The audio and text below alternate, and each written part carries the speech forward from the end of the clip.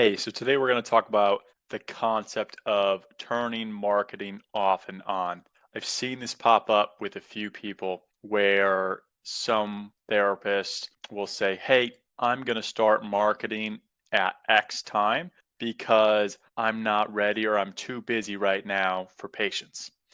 And the whole concept of marketing and trying to drive referrals for yourself, you have to think about it more like watering a garden as opposed to a light switch. With the garden, you water it consistently for a few weeks before anything's popping up. And then you get to see the fruits of the labor, the flower pops up, it beautifully blossoms, opens, all that. That is how marketing works in the healthcare world and how relationships get built and how you then get a steady flow of consistency down the road. It is not the on and off switch. If you were to hire someone from a job or request someone do work for you, who's going to be top of mind? The person that's been watering it every day, the person who's you've seen posts for every day, the person who's wrote maybe a blog article once a week, the person who's making a post online twice a week for the months, or someone who pops in once, leaves, you don't hear from again, and then other people have gone into the office and kind of shown their face and been there consistently. You would pick the one who kind of shows face steadily, who's there consistently. They're going to be the ones who earn the trust of the providers to be able to get the blessing of getting to work with their patients. And I really want to kind of drive that point home. When you're too, quote unquote, too busy, is when it's even more important to stay on it.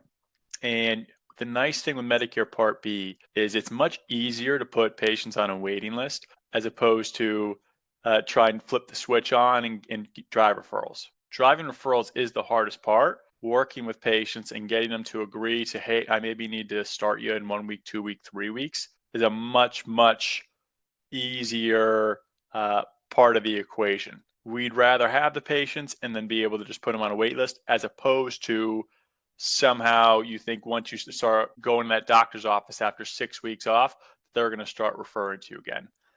So I really just want to take this point to drive home that concept of marketing is not an off and on switch. And the therapists who've been most successful are consistently doing actions. They're working their book.